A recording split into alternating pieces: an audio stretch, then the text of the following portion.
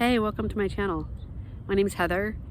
This is the Moldbreaker Diaries. Today is, I believe, the 23rd of October, 2024. Gorgeous day here in Western Pennsylvania. I actually have a small headache, and so I decided to take the day off of work. And this is the first time I've been able to sit out in the sun and ground my feet for weeks because so much has been going on, and it's good. I've moved to a new apartment. I found a new place. Everything went seamlessly. The landlord let me have someone take over the lease. I got into the new place, I got approved, and had friends help us move, and I was able to move everything out of storage to help save some money because the place is more expensive. My sleep has improved immediately. Symptoms that I had been sort of coming on that were actually pretty chronic have all started to subside. And this was even before starting the new protocol.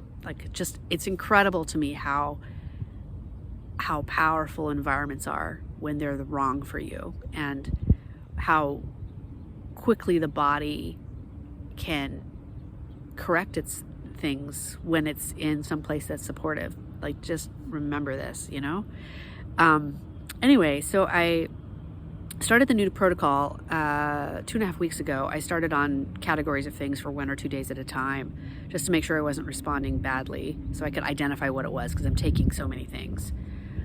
So the antifungal part started a 1.5 weeks ago, and so far so good. Nothing has come up. I've had to double one of the things, the dose of one of the things, as a substitute for not being able to access the itraconazole, which is the prescription. Naturopaths in Pennsylvania can't prescribe, and my primary care physician, who would have been able to prescribe and I would have been able to get it through health insurance, refused. Just gave me the runaround for 20 minutes in a telehealth appointment, and I was just like, who is this guy? And the whole thing, I can't even go into it. It was just so awful.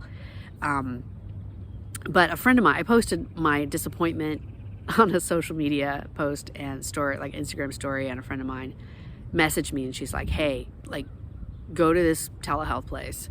I looked them up. They do prescribe this class of drugs if you have a prescription, or I'm not quite sure how it works, but I contacted them, and I have to set up an appointment, and I'm guessing it'll be out of pocket. Itraconazole, I think, is pretty expensive, and the sort of Goldilocks time frame for doing it is 6 months. So, you know, I'll have to see how much, if I can get it, one, and how much it'll cost me, two. And if it's too expensive for my budget, I'm gonna have to see maybe finding a different primary care physician so I can go through the system on that.